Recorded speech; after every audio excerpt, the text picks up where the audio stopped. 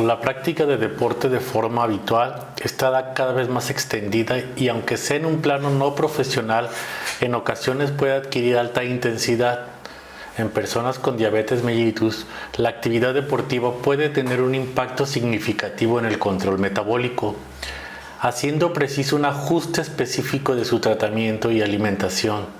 Además, es recomendable realizar una evaluación previa a la práctica deportiva, así como una serie de consideraciones en función de posibles comorbilidades acompañantes y el tipo de deporte en concreto. La práctica de deporte de forma habitual está cada vez más extendida y aunque sea en un plano no profesional, en ocasiones puede adquirir alta intensidad. En personas con diabetes mellitus, la actividad deportiva puede tener un impacto significativo en el control metabólico, haciendo preciso un ajuste específico de su tratamiento y alimentación. Además, es recomendable realizar una evaluación previa a la práctica deportiva, así como una serie de consideraciones en función de posibles comorbilidades acompañantes y el tipo de deporte en concreto. Efectos sobre el control glucémico de los diferentes tipos de ejercicios. El ejercicio incrementa la captación muscular de glucosa, tanto mejorando la sensibilidad a la insulina como de una manera independiente a esta. El tipo de ejercicio, la actividad, la intensidad, el volumen y la persistencia en el tiempo son factores que influyen en el mantenimiento a mediano y largo plazo del control glucémico. Estos efectos difieren según el tipo de diabetes que padezca. La intensidad del ejercicio aeróbico se suele definir por el consumo de oxígeno por parte del músculo. A nivel de usuario se puede utilizar el porcentaje de la frecuencia cardíaca máxima para determinar la intensidad. Menor a 40 o 50% es leve, si está entre el 50 y el 70% es moderada y si es entre el 70 y el 80% es alta. Tanto el ejercicio aeróbico como el de resistencia mejoran de forma aguda la sensibilidad a la insulina en torno a un 20%. Este efecto desaparece entre las 48 y las 72 horas después de haber hecho ejercicio. Cualquiera de los dos regímenes de entrenamiento realizados de forma regular aumenta la sensibilidad de la insulina mayor al 40%, mejorando los niveles de hemoglobina glucosilada en un 0.4 o un 0.5%. La combinación de ambos ejercicios de tipo aeróbico y de resistencia mejora estos resultados con un incremento de la sensibilidad de la insulina cercano al 70% y una reducción de la hemoglobina glucosilada del 0.9%. La mejoría de la sensibilidad a la insulina y el descenso de la hemoglobina glucosilada dependen de la intensidad del ejercicio. A mayor intensidad, mayor beneficio. Un plan de entrenamiento basado en HIIT, el High Intensity Interval Training, obtiene beneficios similares al ejercicio aeróbico continuo de intensidad moderada con una reducción del 40% del tiempo invertido, o sea, 1.5 contra 2.5 horas por semana y menor volumen de trabajo. La evidencia en personas con diabetes mellitus tipo 1 es más limitada y controvertida que en personas con diabetes mellitus tipo 2. El efecto a corto plazo sobre la glucemia plasmática depende del tipo de ejercicio, los niveles circulantes de insulina, la glucemia e ingestas previas, así como el estrés asociado a la práctica del deporte. La realización de ejercicios aeróbicos prolongados de moderada intensidad se asocia a un descenso significativo de la glucosa en personas con diabetes mellitus y niveles óptimos de insulina. Este descenso conlleva un aumento del riesgo de hipoglucemia durante o tras la realización de la actividad física. En términos de hemoglobina glucosilada, estudios transversales sugieren que hay una mayor actividad física se asocia con un mejor control glucémico. Sin embargo, los resultados de los ensayos clínicos llevados a cabo no permiten concluir que la práctica de ejercicio de forma regular mejore de manera significativa la hemoglobina glucosilada en personas adultas con diabetes mellitus tipo 1. En diabetes mellitus tipo 1 pediátricos, el ejercicio de manera regular mejora la hemoglobina glucosilada un 0.3%. En un estudio reciente realizado en adultos con sobrepeso u obesidad, la práctica de HIIT, entrenamiento de HIIT, durante 12 semanas se asoció a un descenso significativo de la hemoglobina glucosilada con respecto al grupo control, menor al 0.64% contra un 0.14%, o sea, un percentil de 0.04%. Solo en aquellos con una adherencia igual o mayor al 50% a las pautas de entrenamiento. Por tanto, la práctica de ejercicio ha demostrado otra serie de importantes beneficios en la salud de personas con diabetes mellitus tipo 1, así como una disminución de las necesidades de insulina, por lo que debe formar parte ineludible programa terapéutico para la mejora de la sensibilidad de la insulina en pacientes con diabetes mellitus, ya sea tipo 1 o tipo 2. ¿Qué recomendaciones tenemos? Pues tenemos que en los pacientes con diabetes mellitus tipo 1, el ejercicio aeróbico como el de resistencia mejoran la sensibilidad a la insulina y la hemoglobina glucosilada. Estos beneficios se potencian con la combinación de ambos, así como por una mayor intensidad y regularidad en la práctica del ejercicio. Un plan de entrenamiento basado en HIIT, en entrenamientos de intervalos de alta intensidad, consigue beneficios similares con una reducción significativa del tiempo invertido. En las personas con diabetes mellitus tipo 2, el efecto a corto plazo sobre la glucemia depende principalmente de los niveles de insulina y el tipo de ejercicio practicado. No existe evidencia suficiente para poder concluir que el ejercicio mantenido regularmente mejore de forma consistente los niveles de hemoglobina glucosilada en adultos con diabetes mellitus tipo 1. A pesar de ello, debe recomendarse. En personas con sobrepeso u obesidad, pautas de ejercicio basadas en entrenamientos de intervalos de alta intensidad mejoran los niveles de hemoglobina glucosilada si la adherencia al plan de entrenamiento, el ejercicio, es la adecuada. La evaluación médica previa al ejercicio. Muchas sociedades científicas recomiendan realizar una valoración médica a las personas con diabetes mellitus antes de iniciar un programa de ejercicios. Si bien no es algo necesario, un reconocimiento médico en personas asintomáticas que reciben atención diabética y que desean comenzar una actividad física de intensidad baja a moderada es necesaria. ¿Sí? Primero debemos establecer cuáles son los objetivos, saber si existe alguna enfermedad o complicación de la enfermedad que pueda manifestarse o agravarse con el ejercicio. Se debe planificar y programar el ejercicio y las posibilidades que el paciente que desee practicar, cuál será su rendimiento y sobre todo prevenir lesiones musculoesqueléticas. ¿Cuál es el plan de cuidado de la diabetes? Pues bueno, se recomienda que cada deportista con diabetes tenga un plan de cuidado de la diabetes que debe incluir lo siguiente: control de glucosa en sangre, la frecuencia en que es tomada y las cifras de contraindicación para la actividad física o el ejercicio, la terapia con insulina, qué tipo de insulina, las dosis, las estrategias que va a utilizarse y los ajustes y la corrección por parte del médico para la actividad prevista. Recomendaciones para el reconocimiento y tratamiento de la hipoglucemia, incluyendo instrucciones sobre el uso de glucagón, porque es una parte muy importante dentro de la actividad física. Debemos de tener información de algún contacto en caso de alguna emergencia médica. debemos tener identificado al paciente con diabetes mellitus y qué tipo de diabetes tiene en caso de una alerta médica, y sobre todo la recomendación adecuada a sus necesidades sobre alimentación e hidratación.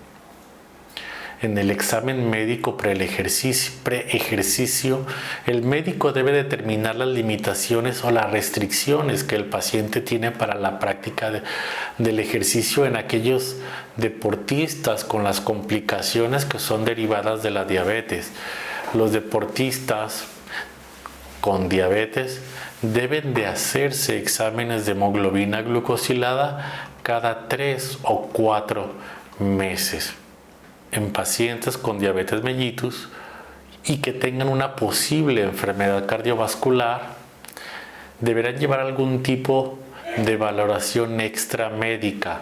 Deberá incluir la historia, el examen físico, las recomendaciones y las complicaciones metadiabéticas, un electrocardiograma en reposo y posiblemente, si está a su alcance, una prueba de esfuerzo.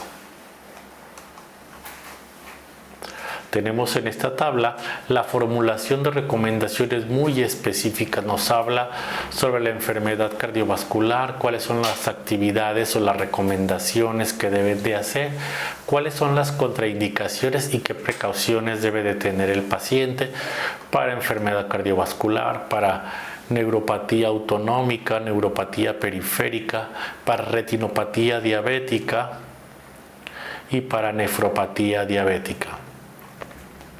En las personas con diabetes mellitus se considera contraindicación absoluta para hacer deporte, primero, un mal control glucémico. ¿Esto qué quiere decir? Si la persona no se hace sus chequeos de glucosa regularmente y si no tiene anotado las cifras de estos chequeos, ¿sí? En personas con retinopatía grave, evitar los ejercicios que aumenten claramente la presión intraocular, quiere decir como el levantamiento de pesas, la halterofilia, entre algunos otros, ¿sí?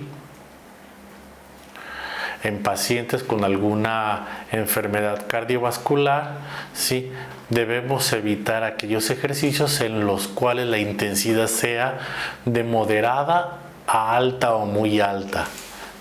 Debemos identificar pues la intensidad en cada persona a la cual pretende hacer ejercicio. ¿En qué pacientes debemos realizar una evaluación previa al ejercicio? Cuando sean mayores a 35 años. Segundo, cuando sean mayores a 25 años y tengan una diabetes mellitus tipo 2 diagnosticada de hace más de 10 años. Mayores a 25 años con diabetes mellitus tipo 1 diagnosticada hace más de 15 años. Que el paciente presente otros factores de riesgos de enfermedad cardiovascular, que tenga complicaciones microvasculares, retinopatía, nefropatía, o que tengan alguna enfermedad periférica, o que tengan una neuropatía autonómica. Para identificar a los pacientes con riesgo de complicaciones cardiovasculares, primero tenemos que determinar que el paciente que no participa en ejercicio regular, si no tiene una enfermedad cardiovascular, metabólica o renal, si no tiene ni signos ni síntomas que nos sugieran una enfermedad cardiovascular, metabólica o renal, ¿sí? Aquí no sería necesario el reconocimiento por parte del médico.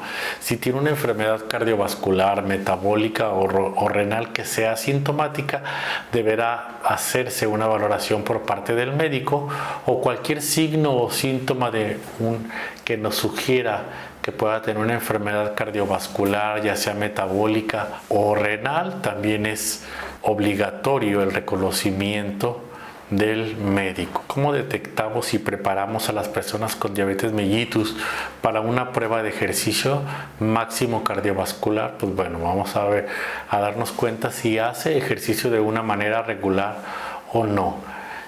Si hace ejercicio de manera regular, ¿cuál es el tratamiento para la hipoglucemia? Si su hipoglucemia es recurrente tras la práctica del ejercicio físico, Si no hace ejercicio de manera regular, vamos a ver si la persona tiene una diabetes estable o inestable. De aquí se hace una evaluación médica y de aquí se manda al médico encargado del tratamiento de la diabetes. Hay algunas pruebas de esfuerzo en las cuales podemos utilizar para los pacientes. ¿Para qué nos sirve una prueba de esfuerzo? Para la prescripción del ejercicio, la intensidad del ejercicio, cómo va a ser prescrito y evaluado con una mayor precisión de acuerdo a la frecuencia cardíaca máxima que presente el paciente. ¿Sí? Para detectar alguna enfermedad coronaria, para ver cuáles son las respuestas hipertensivas, si son normales o anormales, y para poder recomendar propiamente la actividad física. Tenemos algo que se llama espirometría basal, que se recomienda realizar a todos los deportistas, ya que los patrones restrictivos en un 20% respecto a los valores de referencia hacen necesario un estudio. Sí, son pruebas de esfuerzo en la cual utilizamos un espirómetro y hacemos la valoración en 5, 10 y 20 minutos.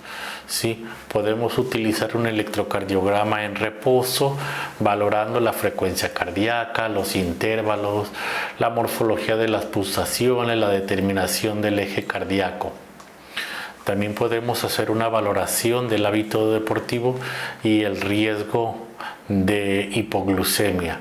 ¿Cómo se hace esto? Bueno, la Asociación Europea de la Diabetes nos dice que, bueno, con una intensidad, un ejercicio intenso, son 2 sesiones semanales de ejercicios de duración igual o mayor a 45 minutos. El hábito deportivo moderado, de 1 a 2 sesiones semanales de ejercicio, sí, con una duración igual o mayor a 45 minutos. Y un hábito deportivo bajo es la persona que no hace un ejercicio de manera habitual. ¿Qué recomendaciones tenemos en esta parte?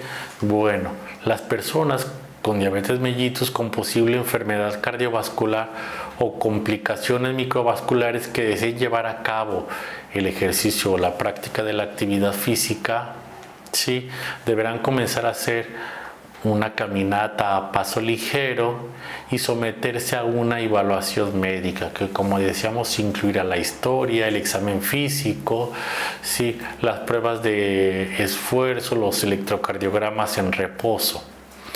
La prueba de esfuerzo debe realizarse en todos los pacientes que consideremos o que nos muestren que tienen un alto riesgo para desarrollar una enfermedad cardiovascular.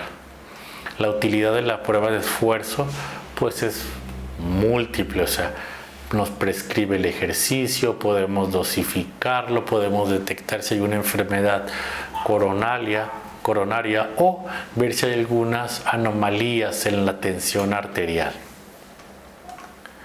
Es recomendable catalogar a las personas según su hábito deportivo y el riesgo de glucemia, cómo han cuidado su glucemia y la manera en cómo ellos la controlan. ¿Qué modificaciones podemos realizar en la alimentación? Bueno, podemos realizar en la ingesta de nutrientes. No existen recomendaciones específicas para los pacientes con diabetes mellitus de acuerdo a los macronutrientes. Las recomendaciones generales es un balance de 45 a 65% de hidratos de carbono, de un 20 a un 35% de grasas y un 10 a un 35% de proteínas. El aporte de los hidratos de carbono depende de la intensidad y de la duración del entrenamiento habitual. Sí, se ha demostrado los beneficios de la sobrecarga de hidratos de carbono de 8 a 12 gramos por kilogramos al día, que esto es del 70 al 85% del valor calórico diario, 3 días previos a la competición para aquellas personas, ¿sí?, que tienen diabetes mellitus tipo 1 para evitar la depleción del glucógeno, pero no hay estudios que nos sugieran la utilización de esta terapia en pacientes con diabetes mellitus tipo 2. De las recomendaciones generales o las recomendaciones prescritas en beneficio del metabolismo y del rendimiento deportivo en personas con diabetes mellitus tipo 2 siempre han sido bajas a carbohidratos. Todas las recomendaciones son menores a 140 gramos de hidratos de carbono por día en atletas. La evidencia actual en deportistas con diabetes mellitus es escasa. Estas recomendaciones de la carga de hidratos de carbono al día deben de realizarse bajo supervisión y acompañadas de un periodo de adaptación por mayor riesgo de cetoacidosis, hipoglucemias, alteraciones lipídicas, déficit de micronutrientes y depleción de glucógeno. La ingesta de micronutrientes recomendada. Se aconseja asegurar el aporte de vitaminas del grupo B. El déficit de vitamina B12 frecuente con metformina disminuye el rendimiento, el cual mejora al suplementarse con vitamina B12. La hiperglucemia puede asociarse con una hipomagnesemia, muy bajo contenido de magnesio en el cuerpo. A la vez causa calambres musculares que se disminuyen con la reposición del magnesio en el cuerpo. Otros micronutrientes esenciales para el deportista con diabetes mellitus son hierro, calcio y vitamina D. Las dietas que tienen un déficit de estos micronutrientes pueden conllevar excesivo aporte de sodio y muy pobre en potasio, que junto con la baja de magnesio en sangre causan la elevación de la presión arterial. ¿Sí? Existen datos preliminares sobre el potencial benéfico de la suplementación con vitamina C en reducción de la presión arterial y marcadores de oxidación, y mejora la función diastólica en pacientes con diabetes mellitus tipo 2. En todos estos casos solo debe suplementarse si hay déficit en la dieta o bien si tenemos una constancia de los mismos. ¿Qué hay acerca de la hidratación? Las personas con diabetes mellitus tienen una mayor predisposición a la deshidratación durante el ejercicio. La bebida de elección es el agua. En ejercicios superiores a 1 hora de duración, las bebidas isotónicas pueden prevenir la hipoglucemia y contribuyen a la reposición de iones.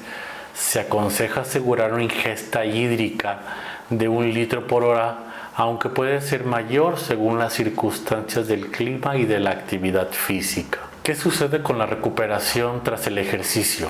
Después de finalizar el ejercicio, si la glucemia es inferior a 120 miligramos por decilitro, se aconseja ingerir de 15 a 20 gramos de hidrato de carbono por litro, tanto en diabetes mellitus tipo 1 como en diabetes mellitus tipo 2, tratados con insulina.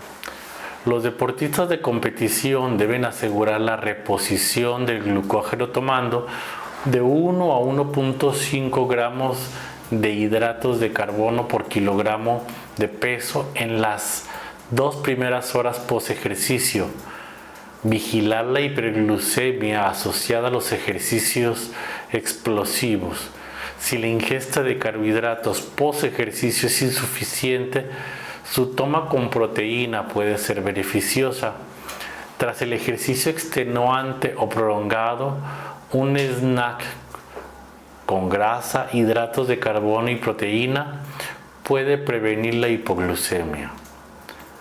¿Qué productos tenemos disponibles en el mercado? Las bebidas isotónicas son útiles en ejercicios superiores a 60 minutos.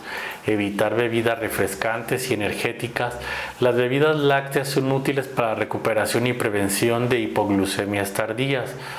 También pueden emplearse geles o pastillas de glucosa, barritas para deportistas o algún concentrado de hidratos de carbono en polvo.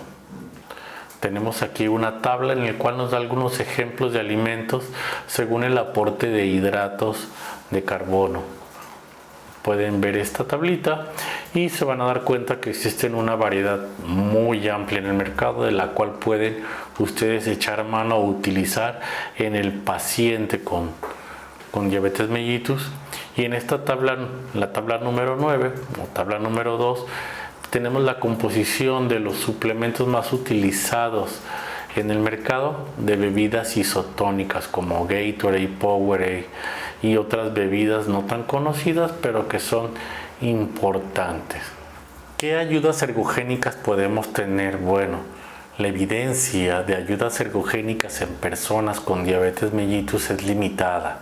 Los suplementos de cromo, vanadio y zinc pueden mejorar la sensibilidad a la insulina. Los consejos de la Sociedad Española de Medicina del Deporte podrían ser de aplicación al deportista con diabetes mellitus, al tener en cuenta algunas pautas de la suplementación recomendadas ahí, como la creatina. Pueden incluir añadir hidratos de carbono, porque puede ser necesario por el tipo de deporte y por la duración de la práctica deportiva, y algunos reajustes en el tratamiento. La toma de 5 miligramos por kilogramo de peso de cafeína pre-ejercicio como preentreno, en este caso puede ser un café expreso, en diabetes mellitus tipo 1 disminuye las hipoglucemias durante el ejercicio, pero ojo, puede incrementar las hipoglucemias tardías. Algo que debemos de tomar en cuenta es que las personas con diabetes mellitus tipo 1 tienen un mayor riesgo de desarrollar trastornos de la conducta alimentaria, y es necesario estar atentos a datos de alarma. El ejercicio físico o los síntomas del ejercicio físico pueden enmascarar lo que es una hipoglucemia. Debemos tener mucho en cuenta qué características pertenecen a la hipoglucemia y qué características de lo que puede sentir el paciente pertenecen a la realización post ejercicio. ¿Qué recomendaciones tenemos? Pues bueno, no existe una recomendación específica ideal de macronutrientes. El balance que siempre se ha recomendado es de 45 a 65% de hidratos de carbono, de 20 a 35% de grasas y de 10 a 35% de proteína, y todos sabemos que esto puede ser modificado de acuerdo al criterio del médico o del nutricionista o del tipo de terapia insulínica que el paciente reciba.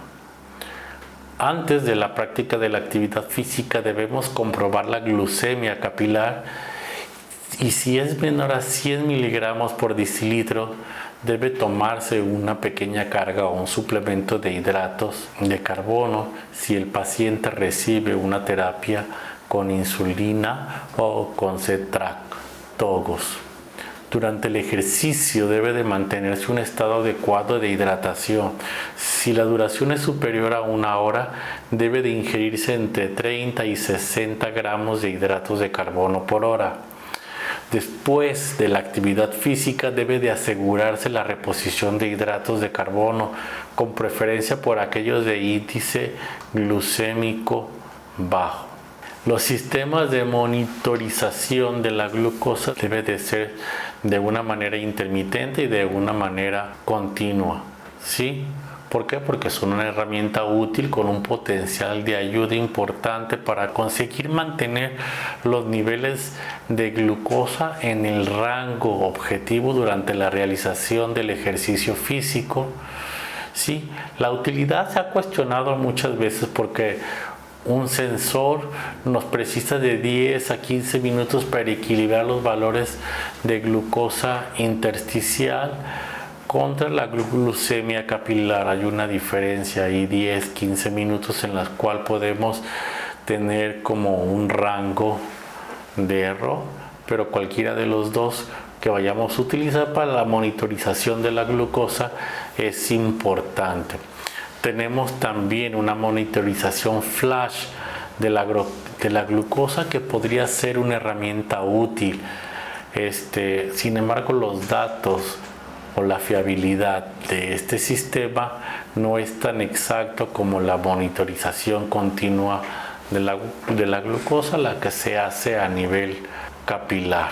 Tenemos algunas posiciones importantes como la ADA, la EA, la ISPAT de la monitorización continua de la glucosa, y las cuales nos dicen que la preparación previa al ejercicio se recomienda poner la alarma de hipoglucemia del sistema de monitorización continua de glucosa en el nivel más alto permitido actualmente, que son 100 miligramos por decilitro durante el pico del ejercicio.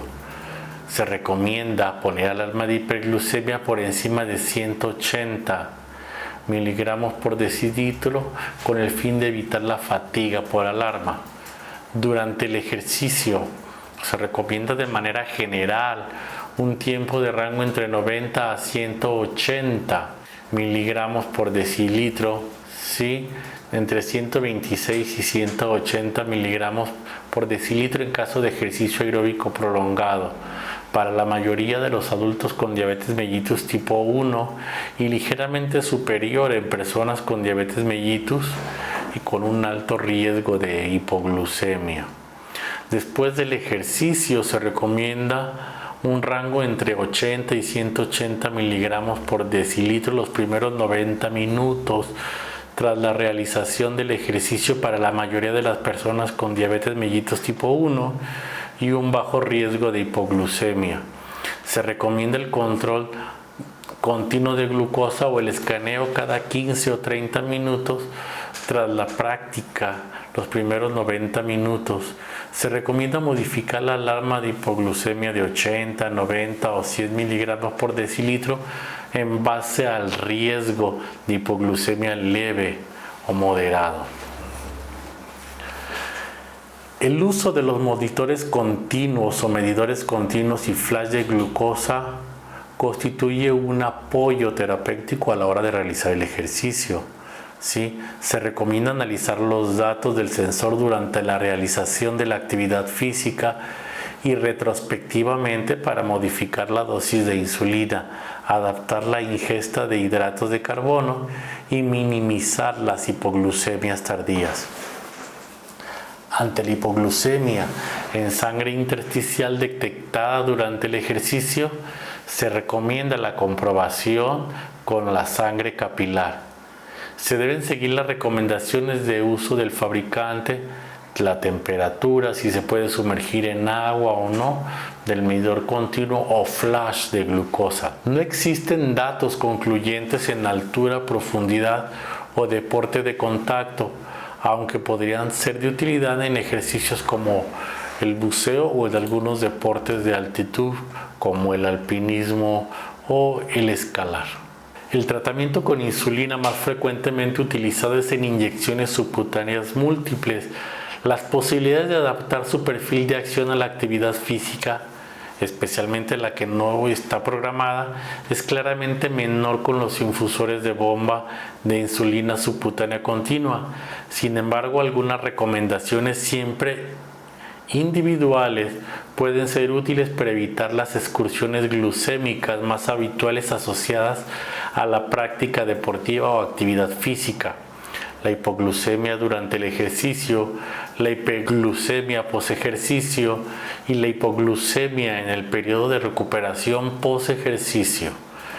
Este objetivo es fundamental, estimar la insulina presente en esos periodos. Que es importante para nosotros la intensidad, la duración y el tipo de ejercicio correspondiente nos va a dar una respuesta metabólica de manera individual, y con esto vamos a considerar los ajustes específicos en las dosis de insulina. Tenemos algunas recomendaciones de ajustes de insulina en el siguiente cuadro dependiendo del tipo de actividad física, duración e intensidad. Duración media de 20 a 90 minutos con una intensidad baja o moderada. El tipo de ejercicio es aeróbico, tenemos una duración media de 20 a 90 minutos con una intensidad moderada de moderada a intensa es tipo aeróbico y una duración larga mayor a 2 horas con una intensidad baja de tipo aeróbico, como las carreras de medio fondo o de fondo o natación en aguas abiertas. En general, muchos deportes como el fútbol de sala, el pádel, el tenis son anaeróbicos independientemente de su intensidad y generan estrés y elevación de hormonas contrarreguladoras. Esto se traduce en una hiperglucemia transitoria, por tanto no debe reducirse la insulina previa. Sin embargo, sí son recomendables reducciones de la insulina posterior para minimizar el riesgo en la fase de recuperación post ejercicio.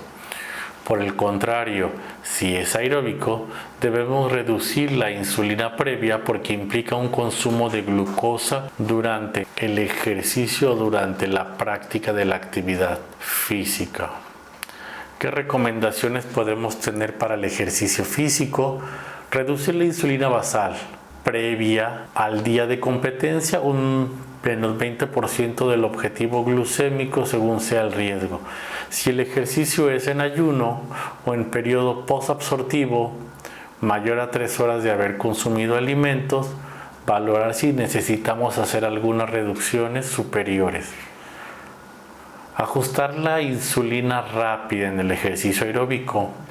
La insulina preprandial previa al ejercicio de 1 a 3 horas previa, debemos reducir un 25% para el ejercicio de duración corta, menor a media hora, 50% para la reducción del ejercicio de actividad media, menor a 1 hora, y un 75% para el prolongado cuando es mayor a 1 hora. Para los bolos de corredores de los picos de hiperglucemia, solo ante glucemias elevadas mayores a 250 miligramos por decilitro, valorar añadir un microbolo, ¿sí?, para conectar este periodo de la insulina. En el ejercicio anaeróbico, reducir del 20 al 30% la insulina basal. Y en la insulina rápida, dependiendo entre 1 y 3 horas de antelación, disminuir la insulina preprandial, y en la posterior al ejercicio, cuando la actividad física es mayor a de 1 a 3 horas. No se va a reducir en este caso. La hipoglucemia es la complicación metabólica más frecuente en el paciente con diabetes que realiza ejercicio físico, aunque en ausencia de tratamiento con insulina, la aparición es poco frecuente. Los fármacos no insulínicos que mayor riesgo de hipoglucemia presentan son los que presentan la secreción o aumentan la secreción endógena de insulina, las sulfonilureas y glínidas, aunque el riesgo suele ser un poco bajo. Es recomendable ante ejercicios intensos de larga duración mayor a 60 minutos, reducir la dosis habitual o suspender la administración de dichos medicamentos. En esta tabla tenemos los fármacos antidiabéticos y las consideraciones con el ejercicio físico, el tipo de medicamento, el riesgo que tenemos de la hipoglucemia y las consideraciones de ajuste a las dosis. Las pautas del entrenamiento en el ejercicio físico.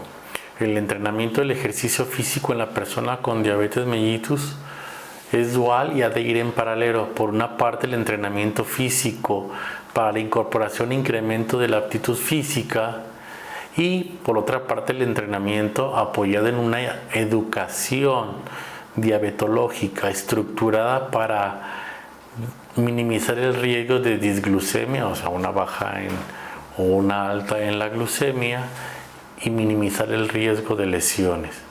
Para esto, bueno, vamos a hacer un checklist general antes de iniciar el entrenamiento con personas con diabetes mellitus, donde vamos a hacer unas encuestas, si ha tenido una realización de una evaluación médica, si sabe qué tipo de diabetes padece, tipo de insulina, si lleva su equipo, los medidores, los inyectores, si sabe cómo identificar una hipoglucemia y cómo tratarla, cómo es su hidratación, si sabe cuál es su glucemia en ese momento o no, si ha tenido alguna hipoglucemia grave en las últimas 24 o 48 horas, si tiene alguna enfermedad recurrente, si su glucemia es muy elevada, si ha presentado cetonemia.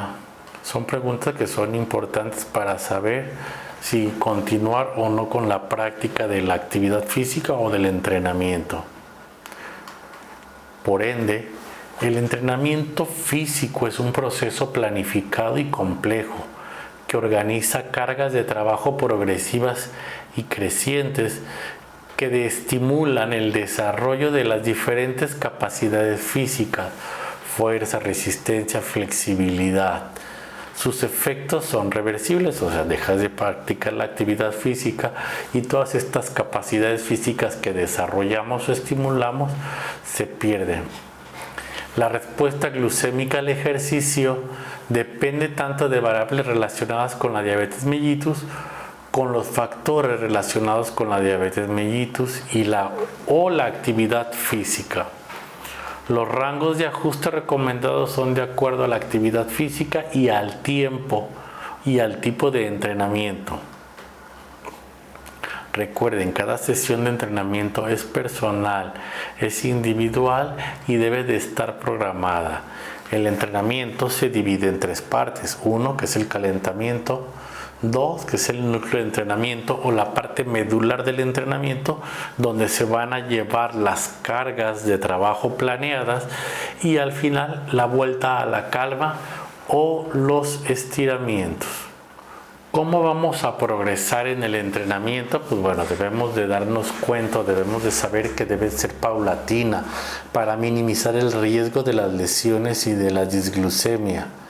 El ritmo de la progresión en el entrenamiento tiene que ser gradual y lo marca la condición física con la condición clínica del paciente, ¿sí? Y si tiene presencia o no de complicaciones y comorbilidades derivadas de su padecimiento o del tratamiento farmacológico. ¿Cómo iniciamos? Pues bueno, iniciamos con ejercicios cortos y de baja intensidad, con una frecuencia cardíaca menor al 40 al 50%, ¿sí? Y de ahí comenzamos a incrementar. Durante 2 o 6 semanas utilizamos esto y luego incrementamos a un 50 o un 70% la intensidad del ejercicio. ¿Qué recomendaciones tenemos? Antes, durante y después del entrenamiento se deben realizar una serie de valoraciones para hacer ajustes en el entrenamiento. Se debe de iniciar el entrenamiento en sesiones de baja intensidad y tiempo corto y progresar de manera paulatina. Se deben realizar entrenamientos que combinen ejercicios aeróbicos con ejercicios de fuerza a días alternos. Siempre que sea posible se debe asociar, pero no sustituir, ejercicios de flexibilidad en adultos mayores con diabetes mellitus para combinar el tratamiento de flexibilidad y equilibrio de 2 a 3 veces por semana. Siempre que sea posible, incrementar la actividad física no estructurada entre los entrenamientos, ya que induce beneficios extra en el estado de salud. Aquello que no está planeado, que nos salimos un poco de lo que ya se planeó, nos va a dar mayores o mejores beneficios. Cada deporte en específico tiene algunas consideraciones técnicas o prácticas. Aquí deberían de ver el tipo de deporte que va a practicar su paciente con diabetes mellitus y de ahí hacer recomendaciones muy específicas. Bueno, ¿qué podemos concluir de este tema de actividad física y personas con diabetes mellitus que quieran practicar la actividad física? Pues bueno, tenemos que tener en cuenta la valoración del paciente. Primero, si lleva un control glucémico o no, el tipo de insulina que realiza, el tipo de dieta, la distribución de sus macronutrientes, si dentro de los micronutrientes incluidos en su dieta alcanzamos las recomendaciones diarias de ingesta de micronutrientes, o si estamos suplementados con algún micronutriente muy en específico. Hay que recordar que la intensidad, tipo de ejercicio, tipo de actividad física, la duración de la actividad física son aspectos muy importantes a la hora de planear la actividad y el tipo de dieta que vamos a utilizar, la suplementación con hidratos de carbono, estar checando las hipoglucemias durante la práctica de la actividad física. Algunos ejercicios o alguna actividad física nos va a causar hiperglucemias, entonces debemos ir monitoreando todo esto. Algo muy importante y que debemos de considerar es el tipo de lesión que nos puede generar la práctica de la actividad física o del deporte en el paciente. Recuerden que aunque tengamos controlado la glucemia en el paciente, el riesgo de desarrollar una lesión por uso o abuso de la actividad física puede derivarnos en una lesión grave y que sea difícil de controlar, como ya lo sabemos en pacientes que tienen diabetes mellitus, ya sea tipo 1 o tipo 2. ¿Qué es lo más importante o rescatable de esto? Es que el paciente con diabetes mellitus puede y debe de practicar actividad física, algún ejercicio, puede llevar una vida completamente normal, llevando un control de dieta, ejercicio y sus niveles de insulina o de glucosa, tener un monitoreo, qué tipo de insulina, cómo está su glucosa todos los días, llevar un registro diario antes, durante y después de la actividad física, nuestra glucosa preprandial, postprandial. Debemos de llevar un control de todo esto para saber si la actividad física está siendo beneficiosa o perjudicial para la persona con diabetes mellitus tipo 1 o tipo 2.